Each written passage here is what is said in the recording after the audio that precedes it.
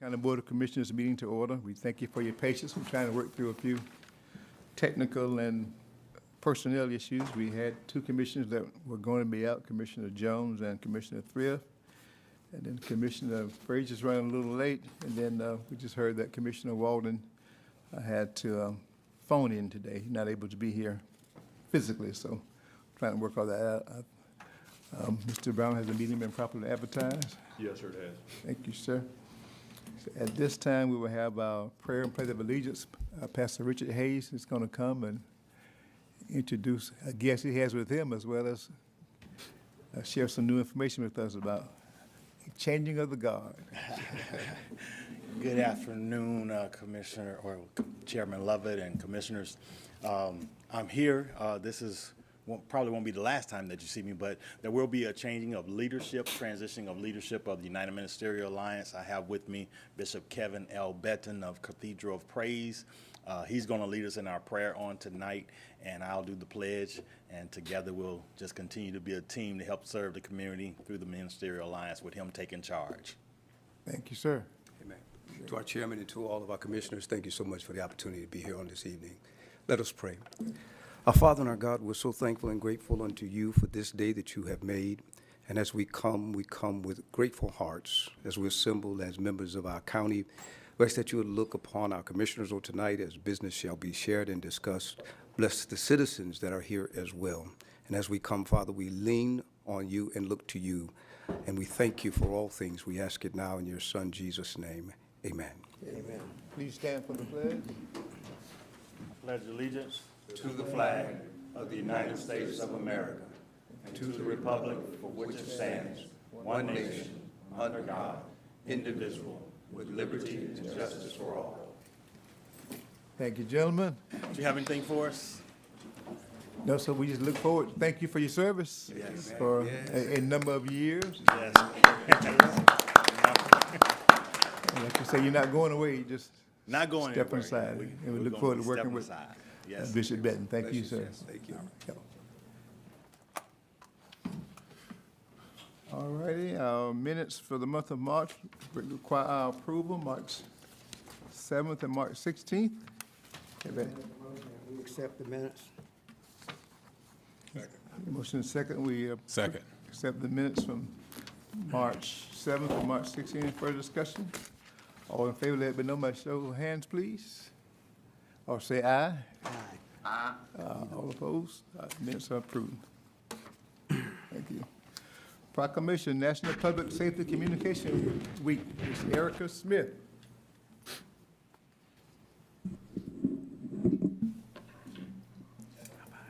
Hi, good afternoon, Chairman, Commissioners. Once again, could not do what I do without them and the others. I have a really strong crew. We got a lot of new faces. We have more new people than we have seasoned people. But I have faith in my people. They're doing really well. And we're here to serve the county and hope to continue to do so. So we appreciate you taking this time out to sign the proclamation.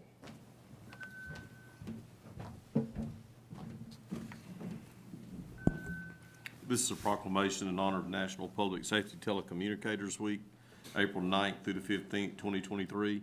Whereas emergencies can occur at any time that requires police, fire, or emergency medical services, and whereas when an emergency occurs, the prompt response of police officers, firefighters, and paramedics is critical to the protection of life and preservation of property, and whereas the safety of our police officers and firefighters is dependent upon the quality and accuracy of information obtained from citizens who telephone the Liberty County Emergency Communications Center. Whereas public safety telecommunicators are the first and most critical contact our citizens have with emergency services. And whereas public safety telecommunicators are the single vital link for our police officers and firefighters by monitoring their activities by radio, providing them information, and ensuring their safety. And whereas public safety telecommunicators of Liberty County have contributed substantially to the apprehension of criminals, suppression of fires, and treatment of patients. And whereas each dispatcher has exhibited compassion, understanding, and professionalism during the performance of their job in the past year. Therefore, be it resolved that the Liberty County Board of Commissioners declare the week of April 9th through 15th, 2023 to be National Public Safety Telecommunicators Week in Liberty County in honor of the men and women whose diligence and professionalism keep our county and citizens safe. signed this 4th day of April, 2023. You will come Thank here. you. That way up the stairs. Let's come closer. Please do.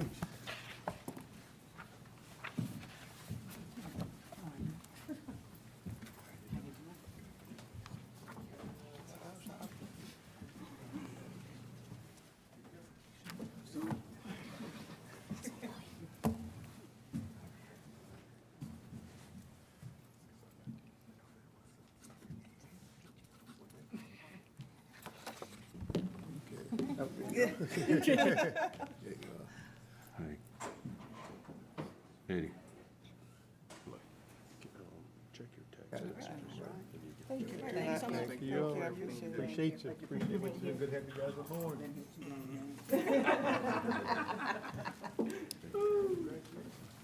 Thank you for what you do every day, night and day.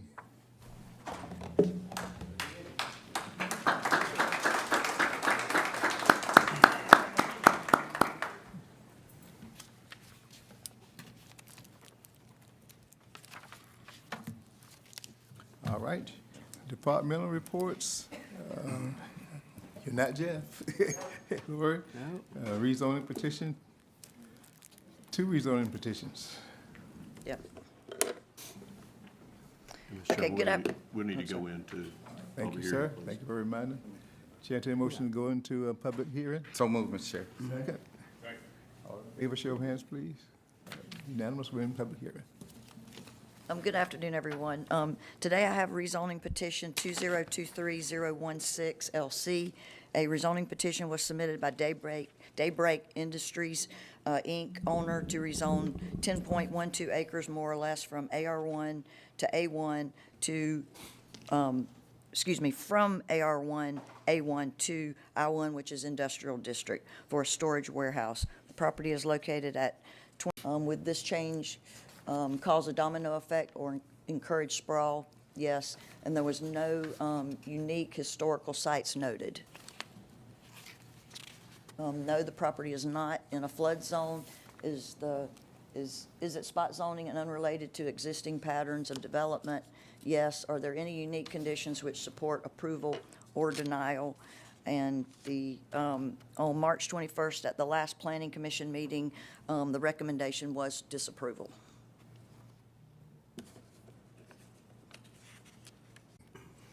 I'm Alan Anderson. I'm the owner of Daybreak Industrial. I'm the only owner. I'm here to like to get that rezoned to be able to put the building up. I'm from Glenville. My grandparents was from Liberty County, from Flemington. I started in 1998 bringing a little bit of sales tax to the county, and we delivered materials to Chemtall. And the county got the money off the sales tax. And I'm wanting to bring my stuff from Glenville, where the rest of the stuff now is being delivered in Glenville on my material I use. And I need a building to put it in and work out of. Yes, sir. All right. Any questions for Mr. Anderson? All right, thank you, Ms. Anderson. All right. Now, was there any persons who were opposed to the project? I'd like to speak in favor. Come on, sir, state your name for. State your name for the record also.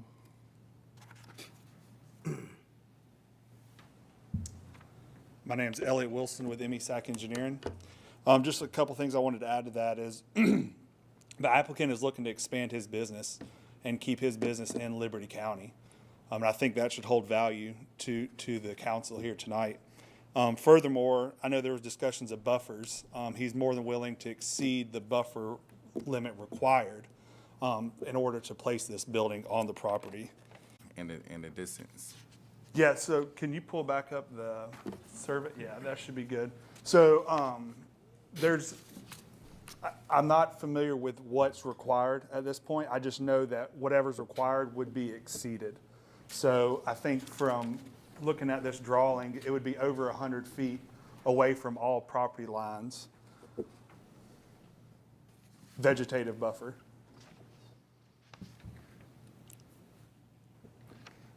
You through, Justin? Go ahead. I was just trying to get some clarification on the requirements of the buffers. Because, I mean, it's kind of vague in the zoning analysis. I was just trying to get some clarification. I don't know if I need to get that from LCPC or, Yeah. because under number 4, it just said there will not be an adverse effect if adequate buffers and setbacks are used. And I get that. And you're stepping up saying that not only will it be adequate, but it'll exceed that. We could exceed the minimum required. Right, buffer. but I need to know What the minimum required is. I understand. It's like a math equation, you know? Sure. X, Y, Z.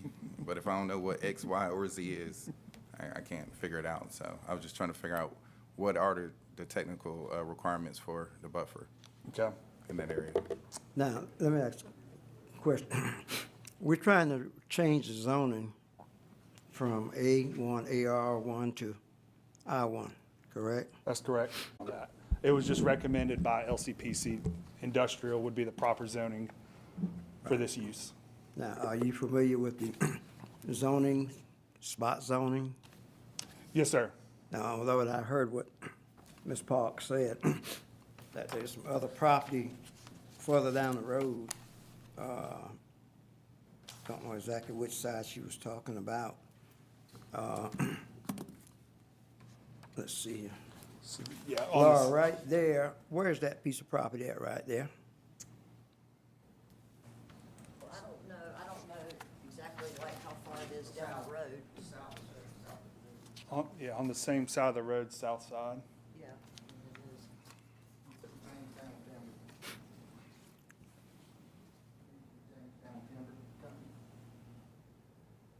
Jamestown Timber? SNF Holdings owns it now. And then they have I'm trying to figure out how these two, this piece of property and this piece of property is connected, you know, to what we're trying to do right here. Well, where they're not, they're We just, step up to the mic. well, they're not connected. We just have that is industrial zoning in the vicinity of the proposed piece of property that is wanting to be rezoned. All right, that brings up another question. When you say vicinity, how wide is that vicinity? Yeah. I mean, it could be a half a mile long, a quarter of a mile, no, hold on a minute. Yeah. I'm trying to, I don't know, Mr. Stevens. I'm looking for an answer. How far apart must a property be before it can say it is connected to what we are trying to do? Yeah, I don't know. You don't know. Mr. Brown, do you know?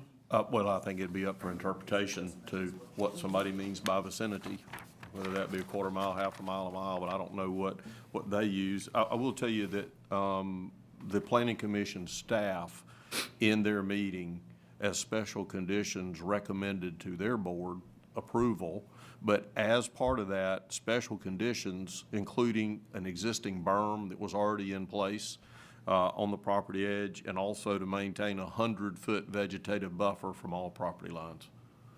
Which in that was. So that's what was discussed. I just. Yeah, that was discussed, but it was disapproved also. Disapproved by the planning board, yes, sir. Right. Right. Which But I in- was just trying to answer the Yeah. buffer that was discussed. I think Which in- Commissioner Frazier wanted to know what the buffer size was. Which in the Planning and Zoning Board is one that the county has in place that we have always respected their decision.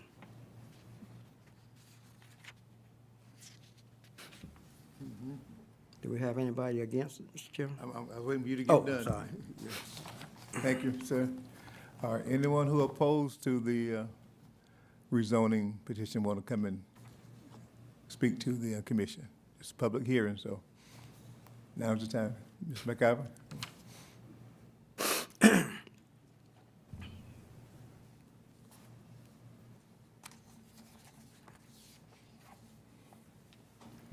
Good evening, Hello, Commissioner, sir. Mr. Chairman. State your name, please, sir. John D. McIver. Thank you, sir. Basically, I'm opposed to the rezoning, but I'm not opposed to growth in the county.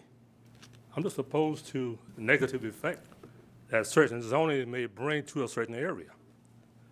With this particular zoning request that have been recommended from the planning staff to the planning commission and got turned down, and at this point is before the Board of Commissioners to receive the recommendation from the planning commission. Now, I'm looking at that zoning map, and this piece of property, I'm very well familiar with it. I'm less than a half a mile where my home is at from this piece of property. And there are activities that have been going on this piece of property ever since the fall of last year, or maybe the summer of last year. And this property is AR11 agricultural residential. What's happening there and what's taking place there is like a business operation that has been used now. And what I see is that a zoning recommendation from the planning staff is to correct a deficiency in zoning at this site. So I would encourage the Board of Commissioners to follow the recommendation of the Planning Commission and not approve this rezoning request. Study it. Look at other potential rezoning that may come in compliance with what this property owner wants to do. This is strictly spot zoning to the highest in this location. Several years ago, I don't know if y'all recall or not, the Development Authority acquired large portion of acreage from the timber company. And in those property acquirement, 300 and some acres right across the street from this piece of property on Highway 17 was not rezoned into industrial because we felt like this piece of property in the vicinity of it should not be in industrial zoning. It was set aside as worker housing area for potential growth along Highway 17. So at this stage now, we want to do an industrial in a neighborhood residential zoning. And I would say that it is not feasible to do because it's spot zoning. Spot zoning. The county don't do spot zoning. It should not do spot zoning. We should be looking at smart growth using the comprehensive plan that we have for the county and follow it and the recommendation that comes from the Planning and Zoning Commission. Thank you, Mr. Chairman. Thank you, sir.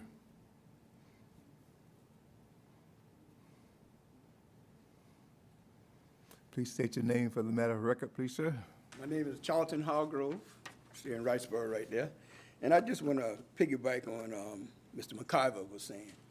Now, what I want to get an understanding of is the tax. Is my tax going up on my property? I have right at assets of about 60 acres, right on Barrington Ferry. And I could go right in the back of my property and almost look right in their back door. And I listen at them all the noise all day long. Now, they say they want to make it industrial. Well, it seems like they done went ahead and done all that because they act like they're building stuff right now already. So what I'm trying to find out really what it is my tax going up. Now, they say they're going to benefit jobs. But I don't know, but they might bring their own people in to work in there. They might not hire nobody in our community to work in there. So, thank you. That's all I want. Thank you, sir.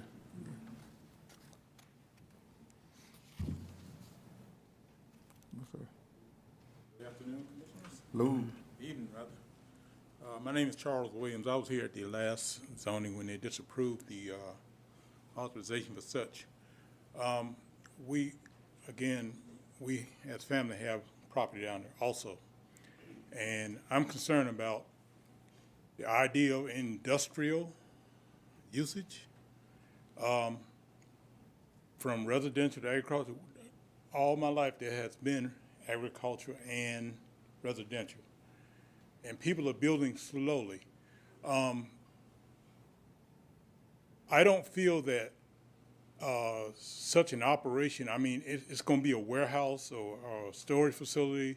We don't know what's going to be stored in there. I mean, once you approve or disapprove, whatever, anything and everything could be in there. And I'm concerned about that. And also, again, property taxes. You know, we have to pay property taxes, and, you know, it's enormous for what we've got. We don't have the facility of running water and sewer and all that stuff like they have up north in North Georgia and other places, or you can go to Savannah. But at the same time, I'm concerned about the taxes going up, and then you're changing that from residential to industrial. How is it going to impact the growth of people wanting to move into the community? You know, the swath of land that we have there has been there for years through our family. So, you know, like I said, I wasn't for it, and nor was I against it, but I don't feel that what's being transpired here today is that there should be a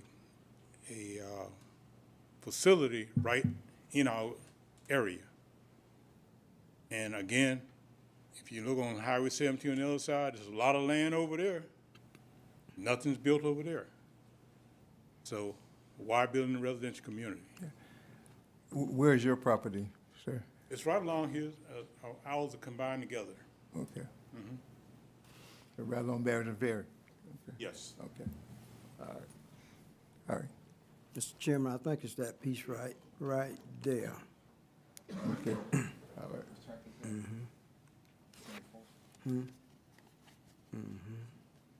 State your name, please, sir, if you will. Name is Philip McKellar. I'm a lifelong resident of Liberty County, and I'm employed by Allen. And for the ones that couldn't be here tonight, it's not a very populated place right there, but we've got almost 40 signatures that support the rezoning that live within a half a mile of what we're trying to do.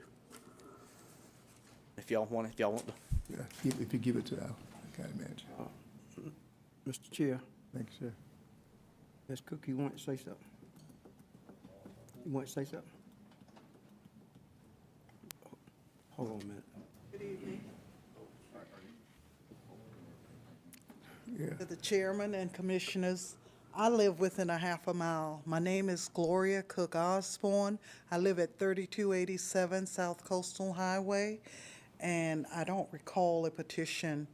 I noticed that the business has been there 6 months plus, and a lot of the vehicles that's turning into the business, they don't have the proper signal and taking some of that equipment across the road. As of yesterday, I almost witnessed a bad accident. A truck, cream Ford, that usually goes Kimtall side daily. He passed me because he thought I was going too slow, and he had to actually run off the road not to hit a driver in a tractor that was going into the said property. Of course, my property is AR1, and that's what I would like to see the property in that area resume, AR1 and residential. Across the street from my house, there is this large parcel of property. And about maybe 10 years ago, or maybe longer, I came before the commissioners because a cement plant wanted to be placed near my house. And it looks similar to what they have, and that cement plant was not allowed to be put there. So I'm wondering, are they gonna start having mixed zoning along Highway 17? Or is it going to stay AR1? Is it going to be spot zoning, or? Well, that's why we're taking the information, and we have to come to some conclusion on what's going to happen there, but we need to hear from you, so Yes, sir. thank you. Thank you. Was there someone else? Yes.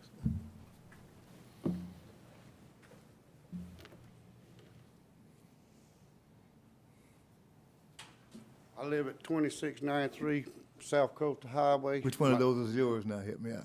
Right north of the property right there, right, I got 5 acres right there. Okay, thank you, sir. I've been there for about 10 years. I work with Mr. Anderson. He's not doing nothing illegal there. That is our job. All he's wanting to do is have his welding shop there. We supply stuff to S&F and other places around. We weld. There's no hazardous.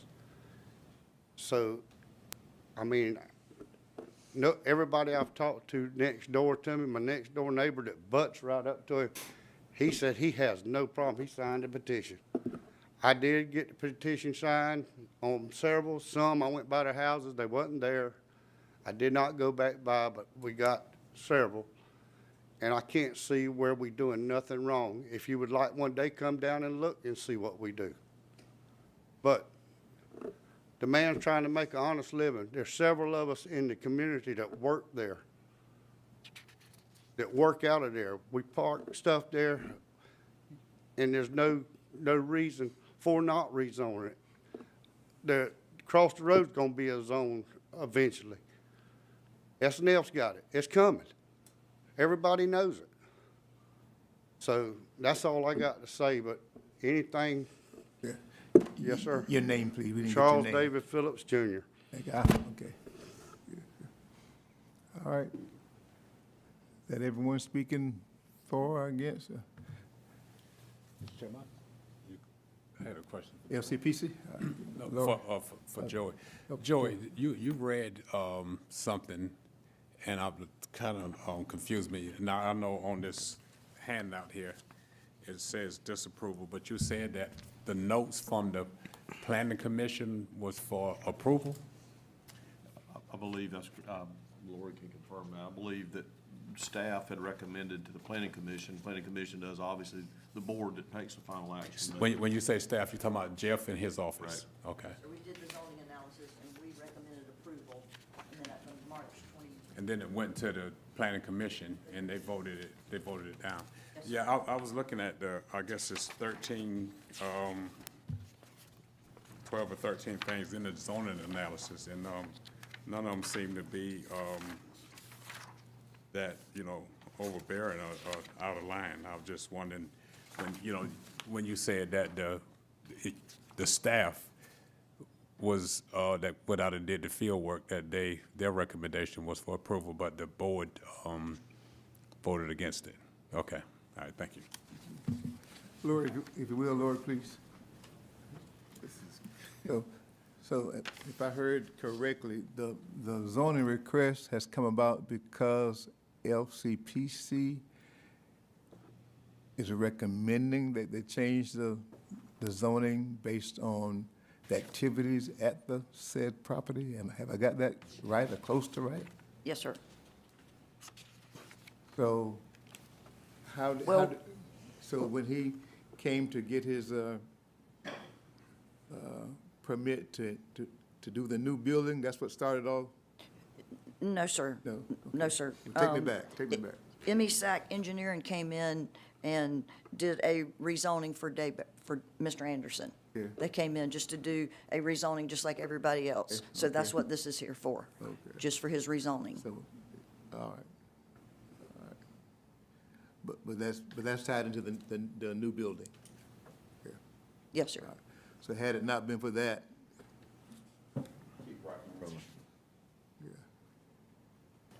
Yes, sir. Yeah.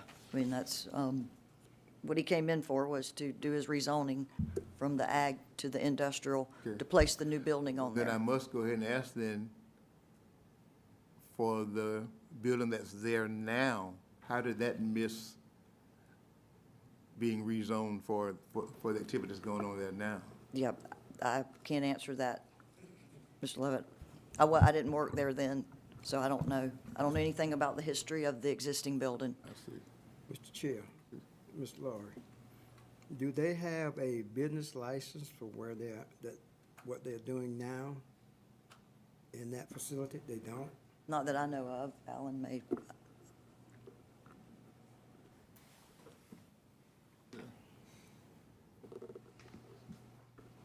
Mr. Anderson, can you answer that? Can you answer that? My business line's out of Allen County. Yes, sir. Yeah. But I'm on, Bell Chamber. I'm in the chamber part. Yeah, okay.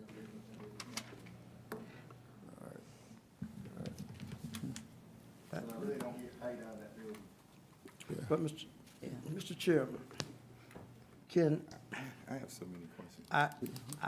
I hear what he's saying, but I've never heard it put that way before, that you don't have to have a business license in Liberty County. You do. You don't? You do. That's what I'm thinking. You do. And, Unless it's something I don't know, Attorney. Yeah.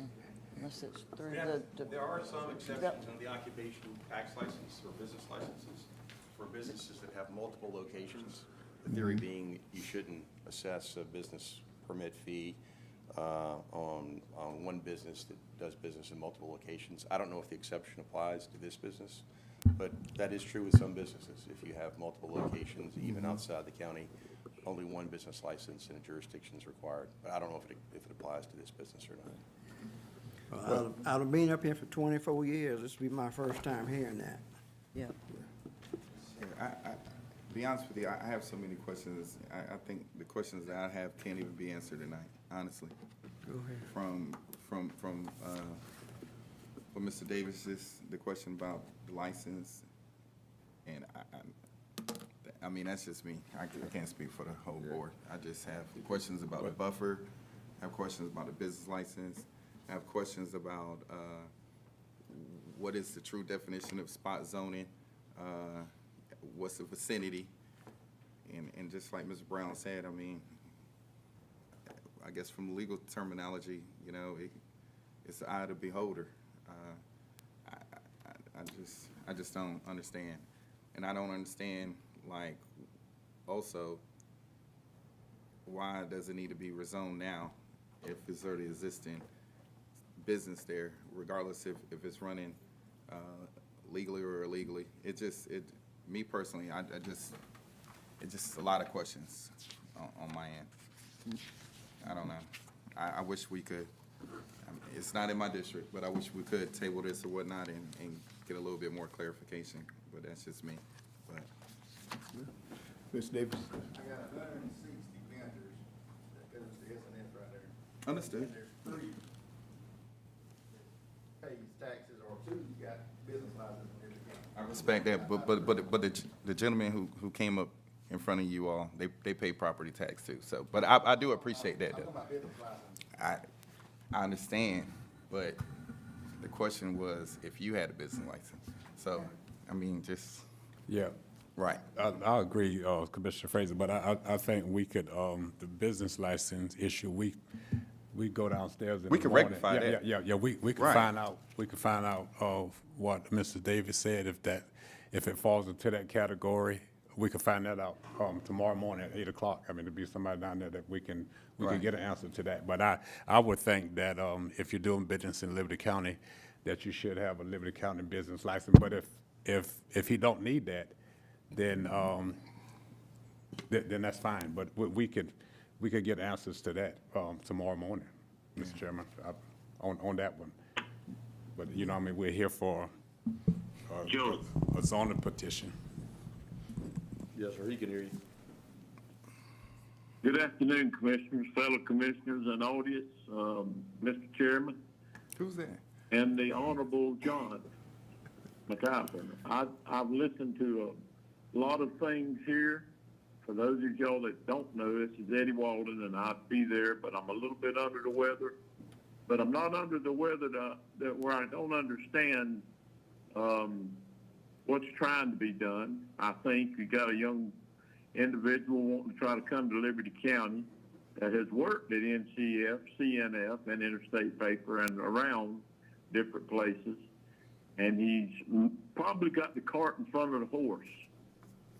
I don't know who was speaking last, but, you know, I think it would be a real easy thing to go downstairs or even call one of the people that work for the inspections about the business license. But the way I understand it is if sanitary plumbing's got a license in Flemington, they can work in Midway, Riceboro, Hinesville, wherever they want to work at. So a business license may be just a very small piece of this to try to keep somebody from moving forward. I think that this area here is, this is not the second time or the third time we've had people from all the way down past the McDonald's on 17 that's wanting to try to put in businesses. About 3 months ago, we approved one for a timber company, and we did vote one down for a cement factory that we found very little bit of knowledge about. We didn't know who was going to run it, where it was going to come to, or what it was going to be used for. But this, Mr. Anderson, I don't know who you are. I've probably met you somewhere. I know a lot of your employees there from listening to Mr. McCallum, and I thought I heard Charlie Phillips in there, but I wasn't sure. But I feel like that we need to give the man the opportunity. Spot zoning has been brought up, but it don't make any difference. Everything at one time was spot zoned. Any piece of property in this county was spot zoned unless it was in a municipality. So it's in our county. I understand Mr. Stevens. He lives there and represents and does a good job, and I'm sure we want to try to everybody get off on the right foot. But there's people right now that I read that's going to be 3,000 or 4,000 people that'll have to take severance pays at the McDonald's across the United States. That's people that's going to be out of work. So they may be able to offer something there as a labor or going up. Healy Arc and MIG welding is a trade, and we've got a trade school here in Liberty County that maybe this person can hire. So if you want my feelings on it, I hope I've made it pretty clear. I'm going to support anything that's down there that's going to create some jobs. We'll get it zoned and get it the business license checked out and move forward with it. That's all I'm going to say about it.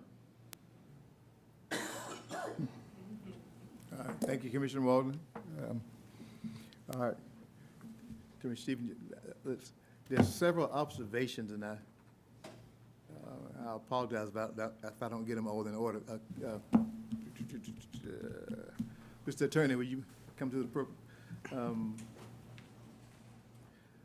What would be, I know there are many, but what would be our options here, sir? I mean, first from what I've seen, it's within your legislative discretion to either approve the rezoning or deny it. So I don't think you should worry about that. I think either decision can be supported in the exercise of that discretion. The only thing I would recommend that if you should determine that approval is warranted, that conditions being imposed to mitigate any adverse effects on adjoining or nearby property owners. I think that's what I've heard many of the concerns expressed tonight from adjoining property owners. And you folks know from prior rezonings, those conditions can vary, but in this case, I would definitely recommend the natural buffer recommended by the planning staff, 100 feet around the perimeter of the property to the extent necessary to screen from adjoining property owners. I'd also recommend for people who are concerned about further encroachment of industrial use in this area, that the use be limited, strictly limited, to only those uses that are allowed now, which my understanding is welding and fabrication, as well as associated warehousing. And then additionally, you ensure that no nuisance is created from this business. And examples might include, bright lights at night, unreasonably loud noises at times of the day which you wouldn't normally expect them. We have a typical, we have an inventory of what those nuisances might be. And I think I'd also discussed with the Planning Commission that outside storage, to the extent it's visible from the public or adjoining property owners, that outside storage be prohibited unless it's appropriately screened to further minimize perhaps unsightly conditions of the property. And then I would just note in the records that, this rezoning, if you should approve it, would not be a basis for further rezonings or invite further industrial use in the area. That I think, as someone mentioned, it's simply done to redress a past oversight and to allow the continued use of the property as it is now with the expansion of the warehousing. And those things should be, if you should grant the approval, those conditions should be set forth in your minutes. And typically an agreement is entered into with the property owners acknowledging these conditions, and we get their agreement of record that they will comply with them. But again, approval is not demanded. You folks can either deny or approve, and I think your decision would be supported.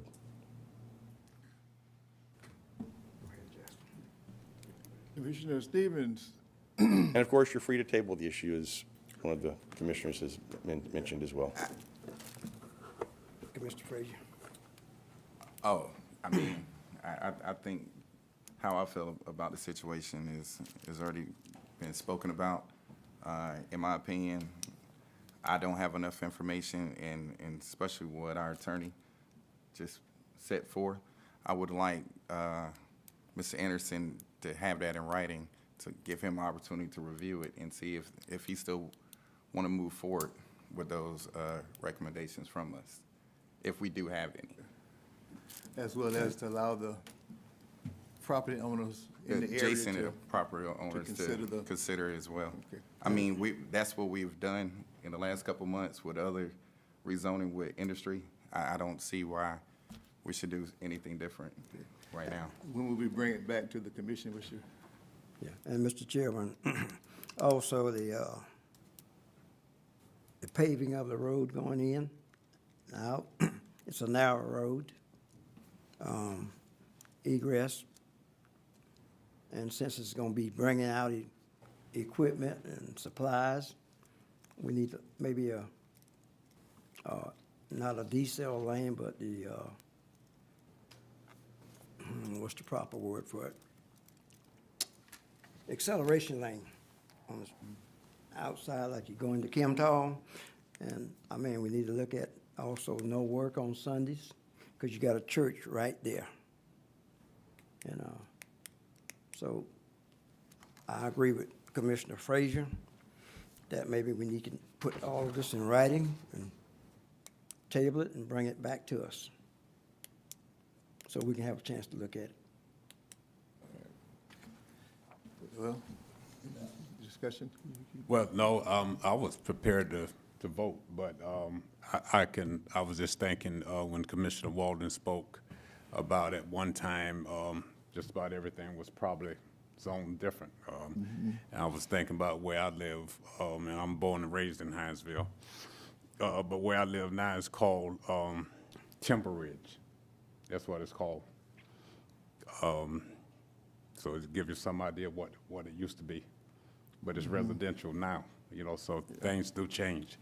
But I'll support tabling it if that's the direction we want to go. But, I mean, I think a lot of work is already going into it. I mean, I really like the fact that the boots on the ground, the planning, Jeff's office, they went down there and they normally bring us the, after they've done all the legwork, well thought out analysis and plan. But if that's what we decide to do, then I'm for it.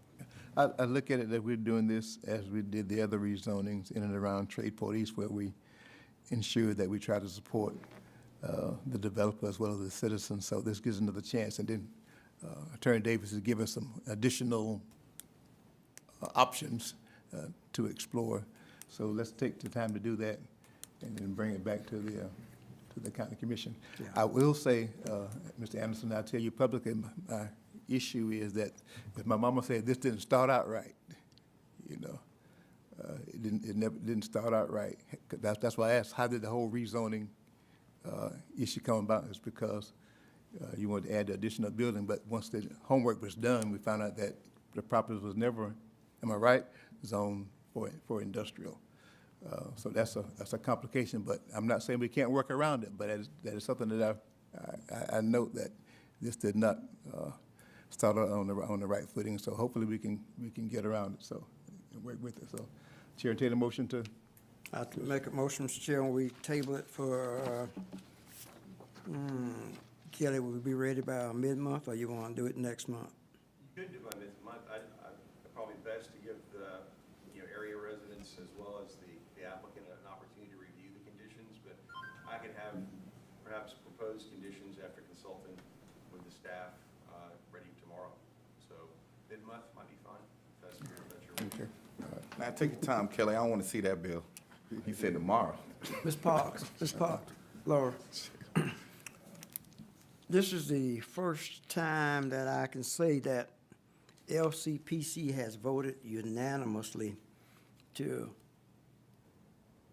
not approve something. And like I say, they must have seen something somewhere down the line that the others didn't see. And I understand what you say about the staff.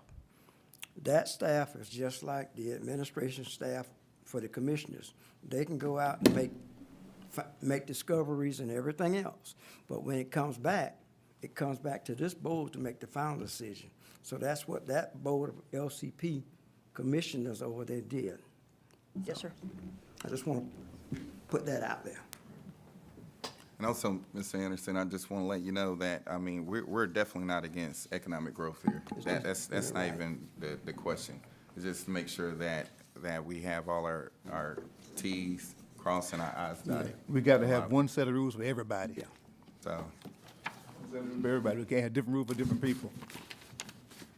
We can't do that. We got to be consistent as much as we can, so. All right. Okay. All right, so listen, where was I now, did I? If I could, Mr. Chairman, Yes, if I sir. could ask the residents who spoke tonight or president didn't speak, if they could meet me outside so I get their contact information to make sure that they're provided whatever conditions the board might think appropriate for their review. All right. Yeah, Got a motion? yes, sir. Motion. The motion is to table this rezoning issue for 30 days. second, Mr. Chair. Motion and second, we table this rezoning issue for 30 days and bring it back to the commission for consideration. In the meantime, the county attorney will meet with the concerned citizens as well as the developer to ensure that we all on the same sheet of music as to what what variances will be allowed, or what, how do you say it? What, conditions, that's the word, thank you, sir.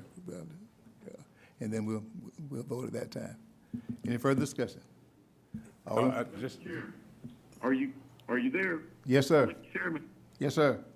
is this individual gonna be able to continue work until that time? Yes, sir. I mean, you gonna have to send all these people home? No. No, sir, don't stop what he's doing. And haven't Okay, well, stopped him that's, since. I mean, that's important to some of the folks in that room, I'm Yeah. sure, but, Oh, no, we're not closing down anybody, no. all right, let's just make sure that. This is all and, about the new. But I still feel like that, it's gonna create what Mr. McIver mentioned, the spot zoning.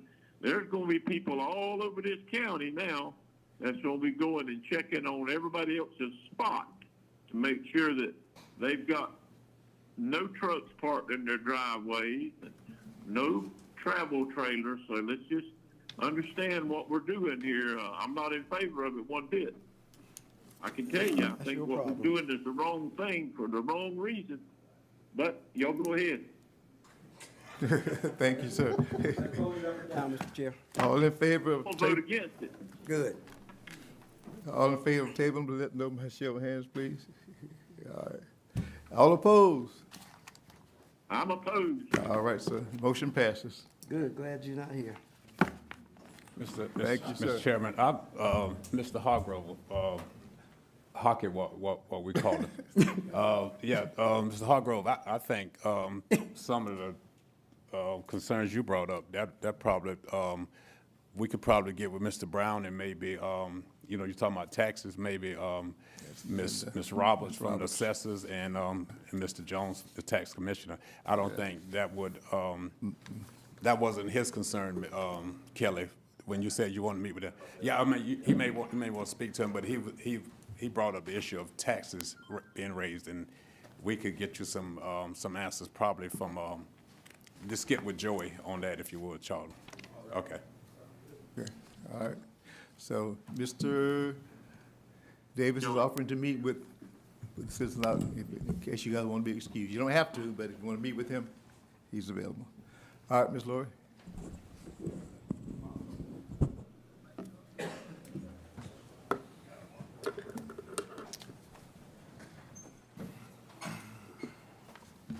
I'm gonna ask you to excuse me the rest of the evening. All right, sir.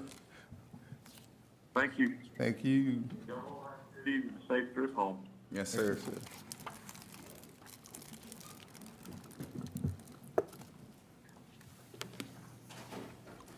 Are we ready? Yes, sir. Okay, the next rezoning petition I have for you is 2023-021 LC. A rezoning petition was submitted by JPC Designs and Constructions LLC, the applicant, on behalf of the Michael E. Bryant Life Trust, which is the owner, to rezone 5 acres more or less from AR1, which is agricultural residential, to B2 general commercial district for hotel or additional parking for the travel center. The property is located on Highway 84, west of Interstate 95, in the unincorporated area of Liberty County, and the mapping parcel is 265031.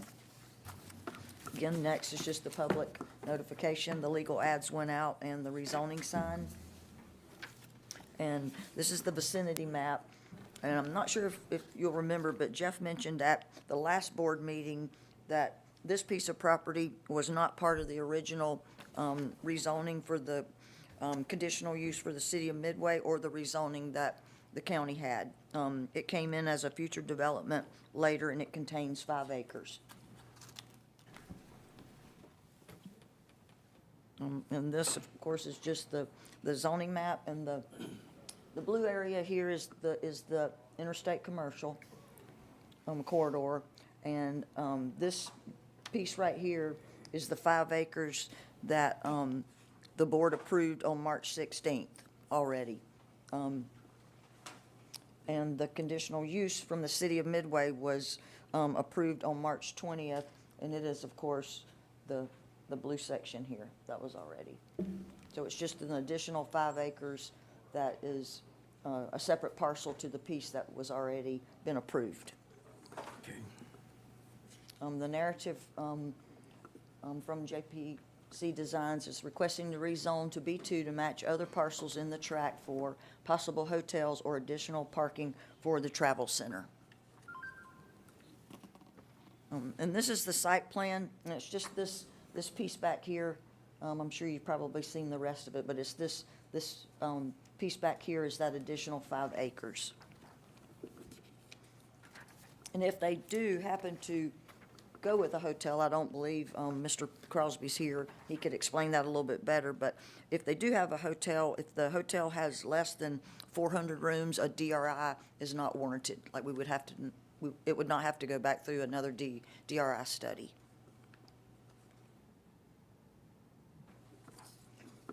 And the next few slides are just, they're going to be some renderings and the elevations, and I believe you have seen these. I can just go over them. It's just the rear and the front of the building. The front of the building on this one would sort of face toward actually the McDonald's that's there now. The elevations is just the side, rear, the front. It's north side, east and west. And the buildings run, the tallest point would be about 28 feet, and the shortest point would be around 22 feet. And it's just showing you a landscape plan. They were talking about putting in a little extra buffer in this section right here, because this road would lead back to adjacent property owners back here. So they were just going to put in a little more buffering and vegetation in this little area here. Next, we go to the zoning analysis. Yes, the property has reasonable economic value, is currently zoned. Yes, the proposed use does conform with the JLUS study. Does the proposed use conform to the Liberty County Comp Plan? No, the comp plan identifies this parcel as residential, low density. Will there be an adverse effect on the value and usability of nearby properties? It's possible. Is the proposed use suitable in view of nearby uses? Yes. And no, the proposed use would not create undue burden on transportation, streets, transit, schools, utilities, or the provision of public safety.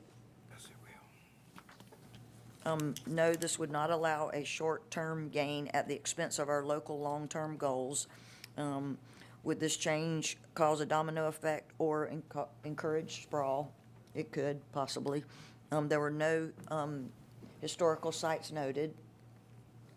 No, the property is not in a flood zone. It is not considered spot zoning. And are there unique conditions which support approval or denial? And that was no. The LCPC recommendation on this particular one was approval at their March 21st meeting. And that concludes the presentation. Thank you, Lord. Mr. Chair. Ms. Parks, go back to question number 6.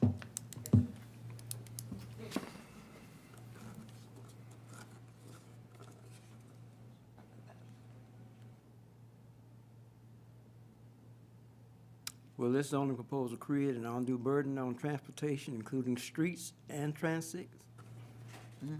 It will have a burden on that intersection with traffic. I don't care what nobody says. Yes, Okay? sir. It will. We got a problem now, and it's getting worse. I mean, I'm not saying we can't correct it, but that answer right there on number 6, I disagree with it right now. Okay. Okay? Good. And go back up, I think it would be question number 3. Mr. Brown,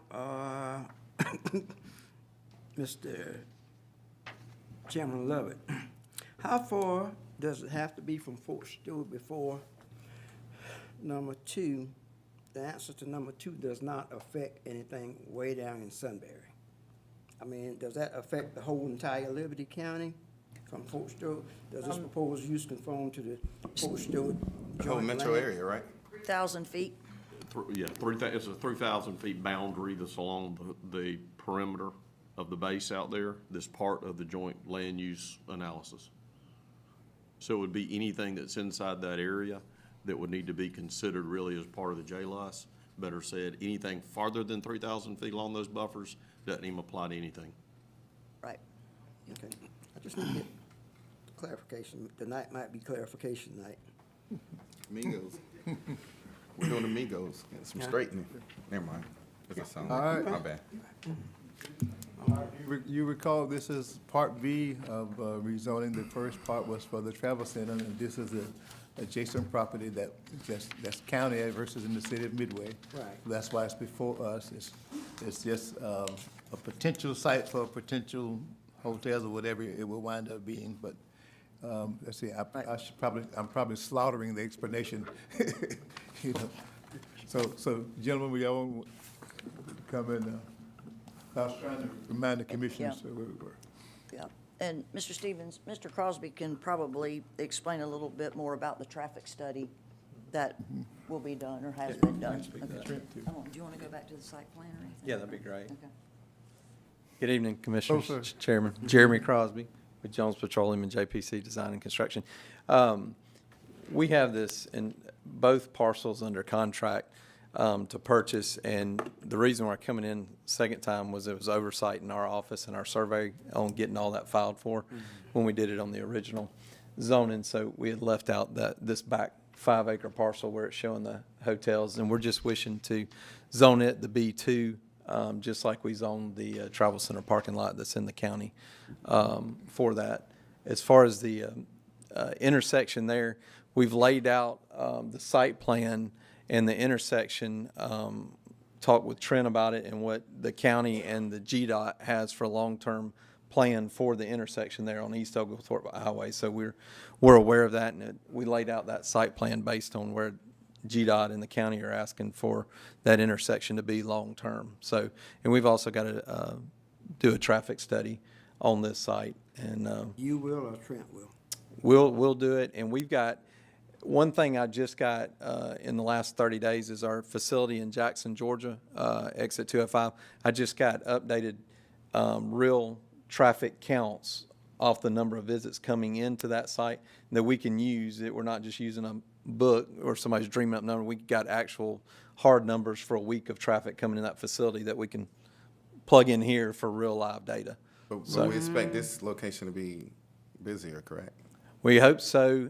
There's two things going on. That one's on I-75 with 90,000 cars a day. I think we're about 70,000 cars a day, roughly on 95 here instead of I-75 in Jackson. So Is competition here? what's it? Sorry, There's competition? there's competition there. You saying competition here or at our existing? Less competition? Less here than Atlanta area? No, I mean, our one in Jackson, we've only got 2 stores on that exit. And I think we got 3 stores on this exit already. So it's similar. About the same. But yeah, we can plug that real live data in and work with Trent on the traffic study. So, Mr. Chair, Yes, sir. Mr. Long,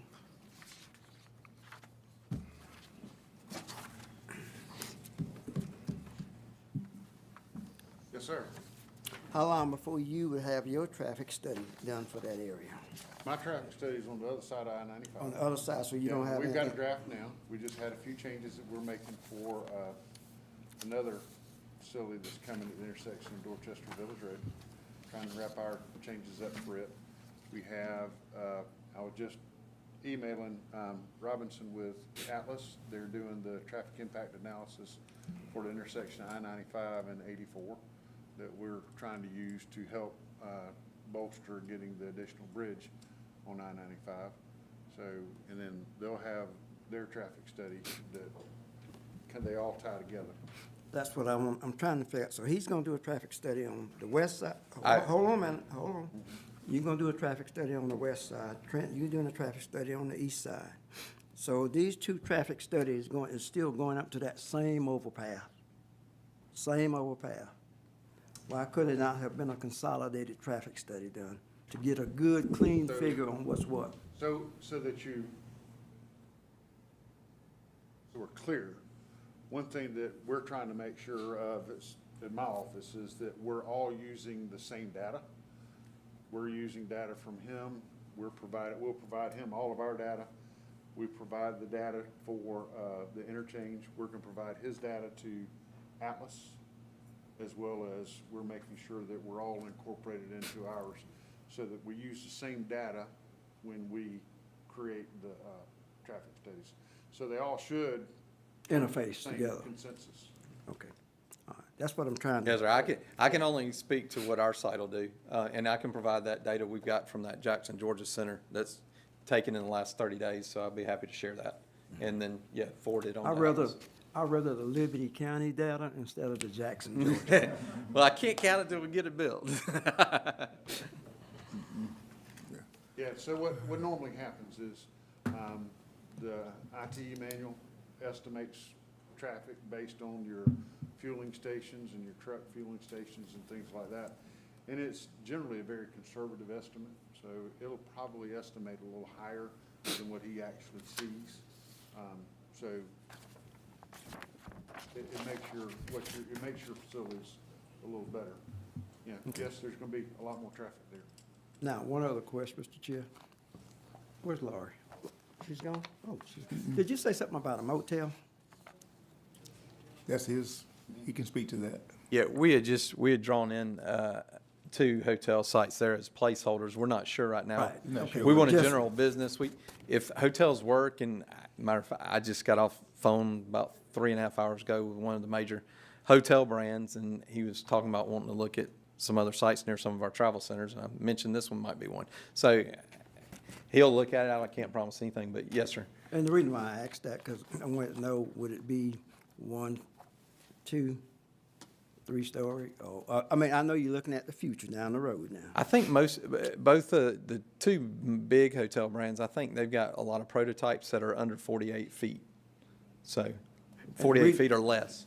Okay, and the reason why I'm asking that question, because of fire protection. Yes, sir. Okay, all right. All right. Okay. Okay, thank you, sir. All right, Chair, entertain a motion. Mr. Chair, I make a recommendation that we follow the LCPC recommendation. We have a second? Second. Motion second, we follow the recommendation of the LCPC for 2023-021 LC. Any further discussion? All in favor, let them know, show of hands. We're kind of thin, but does that still work, Mr. Brown? Yeah. Yes, sir. 4 is majority. All right, thank you, Ms. Laura. Chair, entertain a motion to go out of public hearing, back in the regular session. So moved. Second? Second. All in favor, show your hands, please. Back in the regular session, and we're calling now Mr. Raymond Gross to our front. Thank you, gentlemen.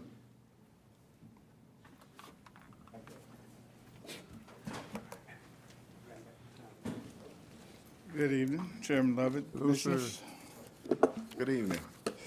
I am here with my recommendation for the Moore contract for Liberty County Recreation Department's outside parks. We went from a 1-year agreement to a 2-year agreement. You should have the paperwork with one correction. We had 2 bids. They were open, I believe, last Thursday. And one was from 25th Hour Enterprises, LLC, and Jody Smiley Landscaping, LLC. 17 estimated cuts or 17 cuts for the parks. And the recommended contract or award of contract, we recommend 25th Enterprises. The correction, the number was 18,450. After recalculation, it was 17,425, if you would make that in your notes. The other bid was for 22,525. That's what we have. That's what we have. So you have the 17,425? We do. Okay. All right, that's not what. That's 17 cuts per park, Yeah. for 10 parks, okay. Mr. Gross, Yes, sir. on this cutting of grass, what about Miller Park? That's a concern. Big concern. It's a big concern. You've seen it, I've seen it, Mr. Brown has seen it. We have a lot of rock on the surface of that park, and it probably can't be cut efficiently or at all until we get that situation rectified. That park we're hoping to open it up here in the next few weeks or months, and that's a real concern. And we got some trees out there that needs to be taken out altogether before we think about opening that park up, because they've snapped off and they got jagged edges sticking on it, Mr. Chairman. And we can't put no one out there to do anything until this is corrected. Mr. Brown, not putting you on the spot, but do you have a recommendation? Yes, sir. I think you and I were going to go out there and take a look at it, but basically, we're going to withhold final payment to the contractor until that's rectified. Because what it is, Mr. Chairman, and the rest of the board members, they haul in dirt, but somehow or another,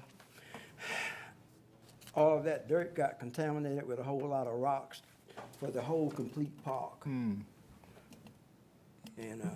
Hey, we've done a lot of construction out there. I mean, it comes with it. But I understand, we gotta fix it. Not with this, because the rocks were up front. Oh, The rocks were piled up out front. These rocks are all the way in the back by the, Basketball court by and the basketball playground. court and everything else now. Rocks Walk. New parking area, the rocks there above that on both sides. It's by the basketball courts and playgrounds. If anybody's cutting grass out there, if anybody's out there, it could be a possible hazard. Okay.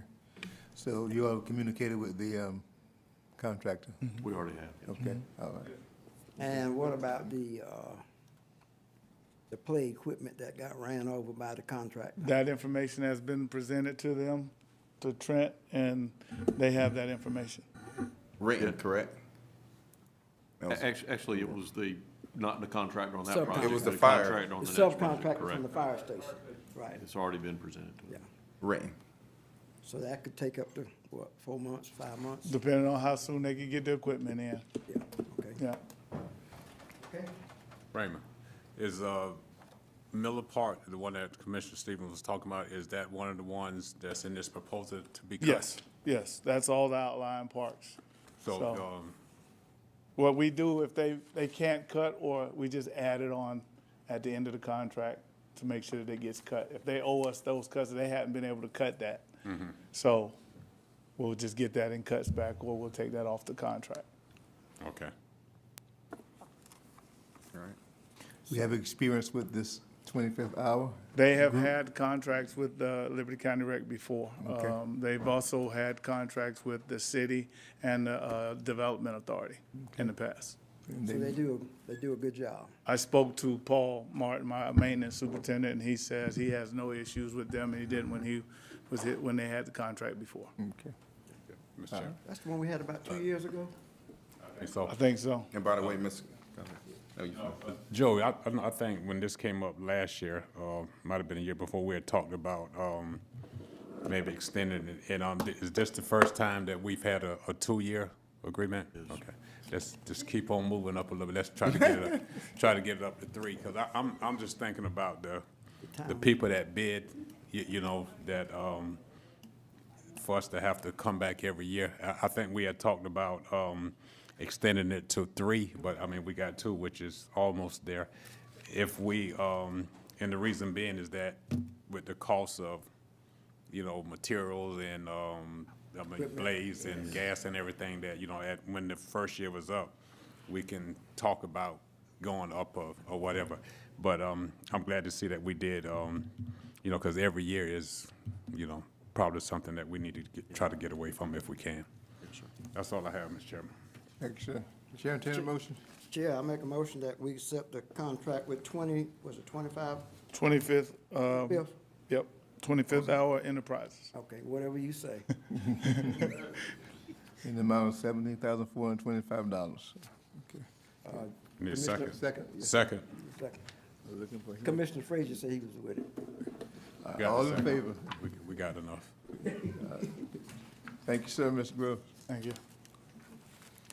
Engineer, Mr. Long. If I'm not mistaken, Gill Park's on the schedule first, right? Yes. Okay, we received 2 bids for the sidewalks that are remaining out at Gill Park. One from Swindell Construction and one from Platinum Paving. Swindell Construction is the one that's done the other sidewalk work out there for us already. They've done a good job for us. Their price was $109,085.50, which is well within our budget. So we would recommend that you enter a contract with them to do the sidewalk work. One thing that I do need to note is this job did have a NWBE goal. They met, both contractors, or that bid on this, met the 3% WBE goal, but they did not meet the MBE goal. So, you know, I don't know that going back out to get any more bids is really going to help us. I think our price will go up, and I'm not sure that we'll get any additional bidders at this time, but I'll leave it up to you guys what you would like to do, and kind of let you see which way you want to go. That's, Commissioner Jones, he's not, that's in his area, but Commissioner Frazier. I have a question, Mr. Chairman. Go with it. I'm sorry, this is a project that I think you had several participated in too. Commissioner Walden has some Jones, and yes, right, just as a note, not that that makes a difference, but. How long is the trail, Trent, do you know? Quarter I can tell you how mile? many square yards. I don't know if I can tell you how many linear feet. Well, it's 1,325 square 200 yards. linear feet. So, I'll tell you real quick. I guess my question has been, how round is it? No, I was just trying to figure, I was saying, you know, it's a walking trail, what's the distance? Is it of a half a mile, Trying to- quarter yeah.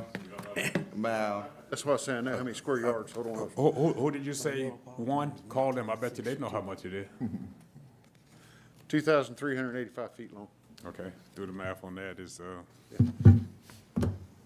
that's all I had, Mr. Chairman. How long? Thanks, Chair. All right. Chair, entertain a motion. Here as. Stand in the gap. Yeah, so, I make a motion that, for approval. Motion and second for approval. Further discussion. All in favor, by show of hands, please. All right. While I'm thinking about it, you know, my little trip this week, I stopped by the complex. Mr. Brown, I saw the track. Yeah. But can we get us a splash sign down there? Do we have one? Yes, sir.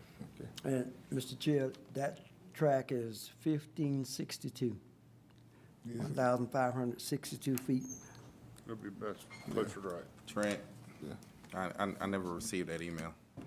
And I gave you a copy there, and I sent it again today before we came. copy of what I requested. And it's a copy of it sitting at your desk right there. I might need to clean my desk then. I made sure that I didn't see you I again. was, I made sure I had it, and I didn't want to miss it. man, you remind me of my son right there. Proposals for the water system on the east. Yes, sir. Water system is next. So we took bids. We had two proposers on this, Palm Coast Utilities and SCI Construction. Palm Coast Utilities was the lowest proposer on the job. His price was $1,668,322.93. Now,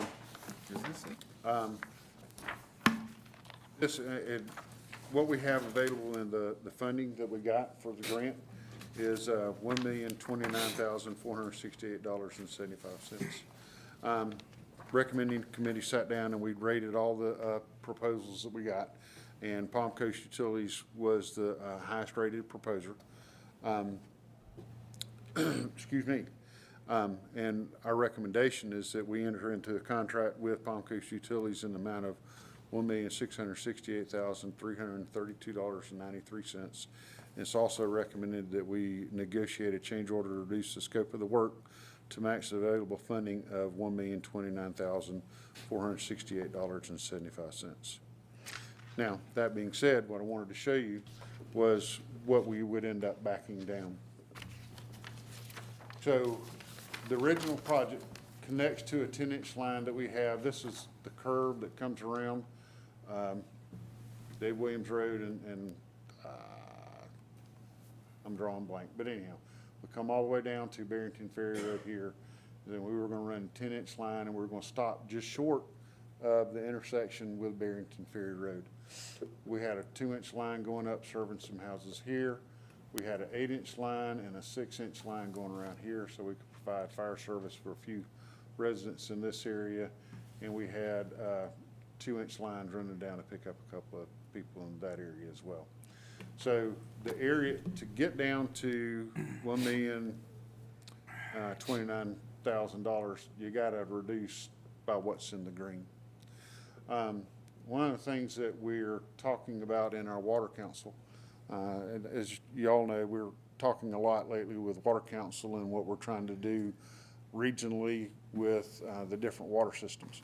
One of the things is to have some availability to be able to have interconnectivity between our systems. What this green section right here would do Riceboro system is right about here. So that puts us in close proximity to being able to connect when that time comes. And this sets us up for our goal of interconnecting our systems. Right. And I'd like to keep this line 10-inch all the way. That way we've got good connectivity all the way back to our tower and to our water well. So right now with the funding, I've got to go ahead and cut that off so we can get going. That's about $245,000 worth of work that I have to cut off right there. Now, I do want to keep looking, Mr. Brown and I are looking at different objects with some of our other things, and if we're able to come up with some funding, we'll come back to you guys with the recommendation to add that back. But right now, to get down to the project funding, I've got to cut out what's green. Cut out what's green. Trent, right here, I can't find it right now. It went dead. Right there, those houses, those are houses, right? Yes, ma'am. Those will get service. So, they don't? They do. They will. They will? Yes. Okay. The green won't. Well, the ones that are back off of that serve, there's a few in here. The ones that face along Lewis That's Fraser Lewis Road Fraser. will. Right. It's just the ones that face on this line around here. And then once you get back to these houses back here, and then there's like 3 or 4 houses back here. Why won't they, they're too far off the road? No, I'm trying to, I need to get to ran my out of money. project budget. I'm pulling the system back to try to get myself into budget. Value engineering. Yeah. Yeah, but value 600,000. engineering is still cutting some people short. Which one do you, I mean. Yeah, because- I mean, unfortunately, that's true. But, well. You know, there's nothing more I'd rather have than another $600,000. We can keep right on trucking. But the reason why I said years ago, when I went out myself and we did a petition and the easement and the, people wanting water, those people on that Salters Road right there, they wanted water. Now, I can say this, we can always, what I did was I tried to maintain I tried to maintain a backbone first. Right. And then I started, getting rid of what was on the side, and then I started backing up. That's how I approached the value engineering part of it, trying to keep a backbone so that as our system does grow, we have something to grow from. Okay. So, there's nothing that says that we could provide this water here and then just back this up to there. To something, I mean, I can come up with a different arrangement of where Let's sit down and look at that. But Let's yes, sit down and we look can at do that. I'll be glad to sit down Okay, and do that. let's sit down and look at it. Okay? I'm trying to, Mary, you said that's Salters Road and the, Yes, sir. where's Salters Road? No, that's actually Slade Road. I'm sorry, I made a mistake. This is like, Where's Scriven Fork on this map? Scriven here? Fork back will be, Scriven Fork is Back back up here. Yeah. to the west? Dave Williams was up here, and then I couldn't say Scriven Fork a minute ago. It wouldn't Okay, come out of my that's what I mouth. thought you was trying to say. So Scriven Fork is to the west of this Right, map. So the Scriven Fork got water now? Right, yes. They got water now, so we're going down Right. toward Barrington Ferry. Our main aim was to try to connect to Riceboro in the long run. Well, But we're in. I'm trying to make sure that we have a strong backbone for our system to grow. Right. And as we make decisions, trying to make decisions for the backbone and grow it so that we grow smartly. Mary, Will we be able to come as Word, far as close up to the Riceboro Water Overlay District? Well, that would give us the connectivity if we need it. Yes, sir. where are the Flemings? Are the Flemings in here? The Flemings is, about right here. Okay. And where's Salters Road? Is that in there? Salter Road is leading off right there. Right there? Okay. How about where John Roberts live? Is that in there? John Robert is back up, He's back up here. about right here, somewhere in there. Okay. Yeah, I think he's like, one Right of there. those right in there. That's John Robert, yeah. And I think he's got enough frontage on the road that we'll have a meter for him. Yeah. Something else to consider too is if you do the backbone, you probably go ahead, I mean, that's the more expensive stuff with the grant funds. Probably as a target area, you could apply for some block grant funds, CDBG funds, and do those other spurs. Because Yeah. those would be 6-inch lines? 6 and 8. 6 and 8 going in there. 8-inch line. Just something to think about when y'all get Yeah. together. So you're recommending to do the backbone so you have the That's main.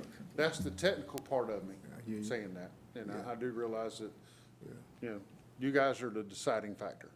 So, Then if I heard Jerry right, then you do the CDBG to do the green sections, come back and. Okay. It'd be a lesser cost, probably more likely funded. Your match would be a lot less, or something like that. Look at it. Something to think about as y'all get together. It's just, I Do think you the main need a thing is. decision on, you need a decision on that tonight? I don't have to have a decision tonight. One thing that we were really hoping to be able to do is to move this project to contract sooner than later. Okay. Because we do know of price increases that are coming. And, you know, what we want to do is try to at least get under contract so materials can be ordered and prices secured. Could you all meet between now and mid-month? Yeah, I Yeah. think so. Yeah, we could. If the cost is already, I mean, we already know the cost. I mean, you're trying to stay within that cost.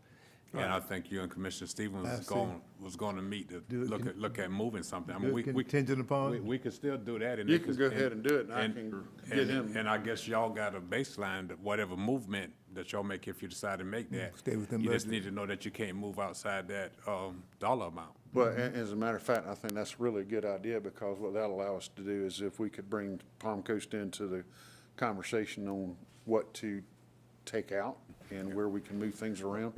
A lot of times that helps a lot, having a contractor in there. Speaking for Palm Coast, but they already heard the conversation when they bid on it. Yeah, They heard what they wanted to hear. yeah. Yeah. They did. All right. But no, what I'm talking about is I far know, back and things. but, like that. I mean, you know, we got this much money. And y'all can move all you want to, you can't move outside of this. All right, okay. Mr. Chair, we'll go ahead and make that motion. Contingent upon y'all getting together and, Yeah, and then we'll do that, come back. all right, Second, Mr. Chair. all right. Mr. Brown, you got that? Third, Mr. Chair. Okay, all in favor, show of hands, please. All right. Thank you very much. Thank you, Mr. Holmes. That's all I have tonight. And Trent, I saw what you. You got we it? talked. Okay, Yeah, that's Good. not what I wanted. Sort of, not? but okay. we Well, let talked me know what else you want me to change on it, and I'll fix it. Y'all talk. Okay. from the beginning. Summer food. Look, from the beginning, And then- not just 2022. In Okay. the cost Wait a minute, Fred, before you walk off. I'll wise. see if I can. Wait a minute before you walk off. I was just excusing him so I can get I this. know, just, look, Bill Carter Road, we, Yeah, bids 2 weeks. okay. That's okay. I'll tell you the date. I'll look at, He'll the call you. advertisement in a minute and tell you. It's bidding soon. So I had, contractors ask me a couple questions. We sent out an addendum today. So 'Cause the we potholes have on at Bill- least 2 people bidding on it. Okay, because the potholes on Bill Carter is getting worse every time it rains. Oh, yes, sir. And, you were supposed to send me something, a drawing You'll call on him. the roundabout. I'm sending you, what I'm trying to do before the next meeting, I'm getting you a new and improved Okay. layout is what I'm trying to do. All right, okay, all right. I already sent you the one that's the old that's gonna change. You didn't No, get it? no, I'll send it back to you. all right. Morning, Chairman and Commissioners. How are you, sir? I'm doing good. My name is David Floyd, and I'm here to sort of get you guys' approval to start the planning for the summer foods program. Makes me smile. Okay, I mean, as you know, if you've been on this, the county commission has sponsored the summer foods program for multiple years going back, but we took a step back from it during the pandemic years.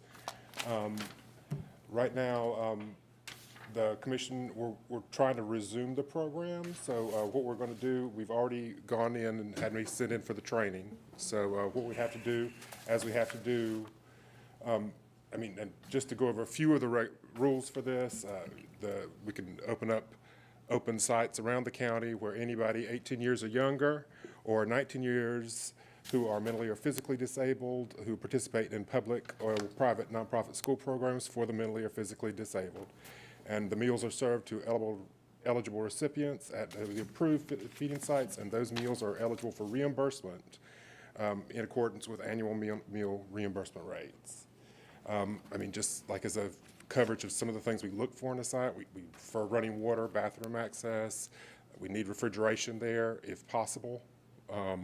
Also, shelter is preferred because we have fed in parks and stuff like that, but we do try to be at least under a pavilion if we can. And high density or high traffic areas are preferred because what we're trying to do is make sure our reimbursement levels are at least enough to pay for the site managers and the staff that we would have to hire for the program.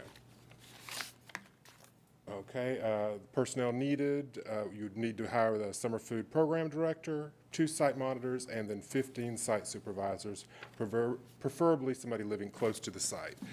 Because we have not done summer foods for the last 3 years, they are starting us off as a new sponsor, so we are limited to 15 summer food sites this year. The second year, it will go back up to 30, and I don't think we've done more than 30 sites at any point in the last several years. So, but for this year, it will be a slightly smaller program than what we have done in the past because we will be limited to only having 15 sites.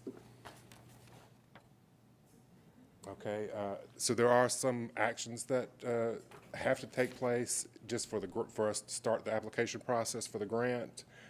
You would have to appoint me as the Liberty County's representatives for Happy Helping so that DeCal and I can speak about the grant, and I would be your appointed representative. We'll have to start, getting together staff who's going to work them. You're going to have to authorize me to start working on the grant, and then we're also going to have to start getting an RFP to solicit food preparation services.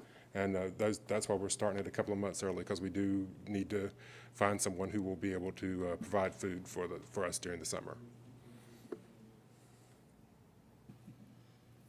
You guys have any questions? Need a motion? Need a motion? Mr. Chair, it's my honor to appoint Mr. David Floyd as our program director and a representative for Happy Helpings. Yes, sir. This, we've had to table this food program for a couple of years, and I'm just happy that it's back, because y'all know how I feel about the youth. Yes, sir. Is there a second? Second. Any further discussion? All in favor, show of hands, please. You're so appointed, sir. Thank you. Yeah. Wish you well. David, you said that we've had more than 15 sites I didn't know over we the had county? that. Oh, yeah. You said we had Yeah. 30. Oh, yeah. I believe the last year we ran it, we had 23 sites. Okay. And I think it's been higher than that. I mean, I think in the time that I've been running it, I think we got up to 27 one time and sort of backed that down a little bit because some of the smaller were a little sites. slower, yeah. What we always try to do is have like fairly good county coverage, all around, and in the more rural parts of the county. I mean, that's where we have some of the poverty that we're trying to address is in the very rural parts. But since those are very low density sites too, like you also have to put, like if you just have one site in someplace like Riceboro, I mean, the kids you're trying to reach out to are probably the kids that don't have a parent available to drive them to a site. So what we did for a while was we tried to do multiple sites, and it's sort of a balancing act because of course the more individual sites you have, the more staff you're hiring. I mean, and it comes to how much money can we afford to spend on staff? If you got 9 kids showing up every day, those kids obviously need that assistance, but you also want to be practical with what you can do. So we have gone up and down, but we've always been above 20 in the last 7 years that I've been running it. All right, thank you. And Mr. Floyd, give me a call. I will. Thanks so much, sir. Okay, who's doing property and casualty? We're going to try to do the technical pull-off like we did. All right, sir. Mr. Bob Seville is here from Seville and Associates. So I won't talk too much about his background or the companies. He can do a better job of that. But basically, they are the broker that we work with trying to place our lines of insurance coverages, including cyber, automobile, property and casualty in law enforcement lines. And that's what they specialize in, is brokering those specific governmental activities for governments. So been a lot of changes, and Bob will run over those real quick with you, just kind of a heads up that our insurance rebinds May 1st. And so he's going to give you a little general overview of some things he's having to look at this year that are peculiar. again, to the market and to us as a coastal county. And then he'll come back to you with the bids that he receives by the mid-month, because we will need to go ahead and bind that coverage at that time. So, Bob? Okay. Thank you very much, Charlie. And I appreciate y'all letting me come in by Zoom here. And, Michael and Clint have done a great job of prepping me. So we'll see how this goes. We're going to Seville Company. We've been doing this for 40 years and insure about 300 cities and counties. For this time, we've been with Liberty County a while, and wanted to go through and just sort of give y'all a brief introduction to what we'll be going over in the next meeting. So I'm going to share my PowerPoint at this point and start right here to go over what we are going to speak about, and then go over each one of these points. So we've been working on this all year long. The property, we'll talk about the values in the market, what the rates are doing, impact that the hurricanes have had. You know, we've had 2 or 3 come through Georgia over the last 3 or 4 years. The freeze was a big event. And then the general liability will speak about mainly about our increase in exposures, and the public official in law the same way. Then our cyber liability, talk about the claim we had, and then what we've done to fix things so that we don't have another one. And then the automobile will culminate with that and talk about the losses we've had and the tough experience we've had. So the first slide that we'd like to look at is the property. And the first thing we did about 2 years ago, our expiration date was on September 7th. And if you ever look at the chart, that's probably the peak of the hurricane season. So one year we were having trouble finding our coverage on that date because there was a hurricane coming. So 2 years ago we moved it to May 1st, and that's why this has to be bound in 30 days. We realized that with all the property events that have happened, the carriers have a poor loss experience in the general industry for property, and they're all reviewing the insurance bank of each location to make sure you're properly insured. So one thing we did was back in January we started reviewing each location of the property, because you're only going to get as much as is listed on your statement of value. So if you look at these banks, we had about $96 million of property last year, and after we conducted our review, we got everything up to replacement costs. We had to add fencing, places like the jail, recreation parks. It's up to $186 million. So about double. Okay, that took, I know Joey was out there measuring buildings a lot of times, and had folks help do that. That took a lot of work. The next thing that point that I need to address is the insurance market and what's happening in the marketplace. We're seeing counties or cities, any type of public entity that had poor loss experience, their premiums are double. We've had fairly good loss experience in property, but being coastal, we're seeing rates go up as much as 25% just a good account. So these rates are changing by the month.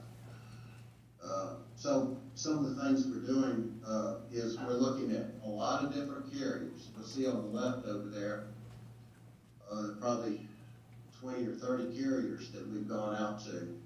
And it's starting to line up. Last year, we had one carrier that insured the whole 96 million. But this year, we're going to have 5 or 6 different carriers that will stack on top of each other because nobody wants to take a large portion of that. And so we'll probably have a whole different set of carriers. The wind and hail percentage, right now we have a 3% deductible. That could go up. Trying to negotiate carriers to marketplace for that. So, as you imagine, this increase, doubling of the values will double our premium this year. Second section we want to look at is your general liability law and public official liability. Had relatively good experience there, but we continue to grow. You can think, y'all very familiar with the growth of counties. But just the current year, going from here to here, 42 to 48 billion, that the rating factors, that's about 14%. And then the employee count up about the same percentage. And then down on the bottom, the rating factors, the number of officers. And you can see that we've gone from 69 to 192. Full impact, the rates, particular portion. So before we even start with any rate increase, we're about 14, 15% higher. The next section is our cyber liability. And you may be aware that in August of 21, the FBI contacted us and said that we were on a list of a cyber intrusion.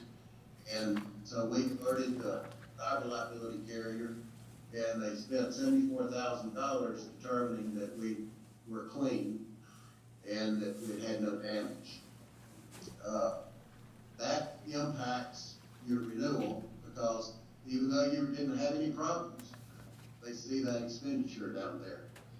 The good news is we started last renewal, which was about last June, and Clint has done a great job of plugging all the holes throughout the county and making sure that y'all have multi-factor authentication. So when we try to log into something, if it doesn't recognize your devices, we're like, sort of like the bank does, it gives you a text.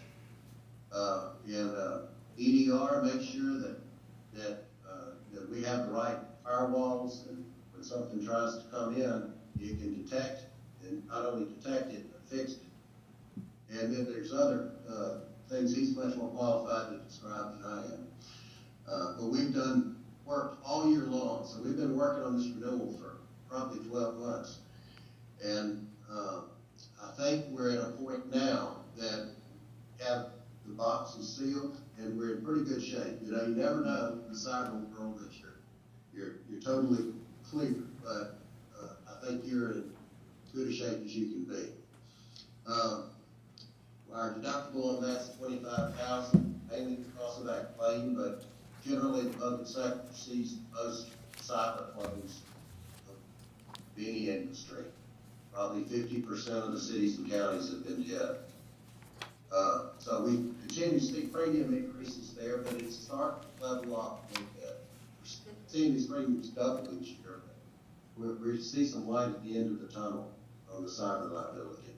So we have plenty to thank for that. The next area is the automobile liability and physical damage. And I think y'all have had some discussions about that. As you can see right here, the loss ratio on this is 427%. So for every dollar we give the insurance company there, they're giving us back $4.50 plus your expenses. The losses, well, we've had 20 claims over $10,000, and that includes 3 that are over $100,000, and 5 that are over $250,000, and 2 that are over $500,000. So if you add that up, that's sort of where those claims are coming from. Generally, look at a theater cabinet, you might see one like this on a tough risk. So we've got our share of those. So that will impact claim, will impact our premium. So we anticipate getting 2 different quotes. We've gone out to every carrier in the marketplace, and writing 300 or 400 cities and counties over the years, we have relationships with all the carriers. We're a big player in each one of their shots. So these on the bottom down here, Travis, Guard, Missouri, Houston, Casualty, they didn't want to look at us at all. And so we've got 2 that are coming in much higher premiums. You can imagine they're going to price this so that 427% gets significantly under 100%. And the way they'll do that is with premium. The other way that they'll do that is to have a higher liability deductible. 100,000 is what's been discussed. 25,000 on the physical damage. And then we're trying to get one other carrier to give us an alternative that would not have a deductible. But if you do that, it's going to be offset with premium. So on the right-hand side here, we're going to throw out some solutions, things we can do. And the first one is to only insure the physical damage for vehicles over $100,000. And the county's grown. The county's a big county now, and relative to, it's not as big as Chatham, but it's a big county, state, and you're large enough that you, with a $48 million budget, can start to absorb some of these and self-insure some of this. So in an effort to get the premium down, we're going to suggest the 17 units over $100,000. Another item that's not on the screen here that we just discovered is, since we took the drivers for the ambulances used to be with the hospital, but now they are with the county. And we think there's an opportunity to move those over to the volunteer fireman's policy. So we have a separate policy for the fire department and rescue. So if we can put them over there where it's got better experience, better premiums, we like that idea. But we've got to see if they'll take it, because some of these claims involve ambulance. The next thing we've been successful doing is we get together and get the sheriff to help us implement policies and procedures that work for the sheriff's department that improve the driving, improve the pursuits. As you would expect, when you get a high-speed pursuit, it's a very costly result. And with the ambulance drivers as well, to improve the driving there. One way we do that is, the next point is defensive driver training. Everybody knows that works. And so to the extent we can continue to do that, that's a great benefit. But I've learned over the years that you can bring folks in, and I've done the same thing myself. You sit down and listen to the training, but if we don't implement it, it's not useful. So we want to move past the point of just going to training, but make sure, we're implementing that out the field. Then we do a pretty good job of checking MVRs and have a good driver program and driver guidelines. And I think we got those from Travelers when they insured us 5 years ago. So we'll continue to do that, and we'll try to check the MVRs annually if possible, and do everything we can on, for our employees and our drivers to make sure they're safe, and they don't get hurt, but and they don't have accidents. So we want to make this a positive thing where we can help them and even help their driving. So I think I wanted to take the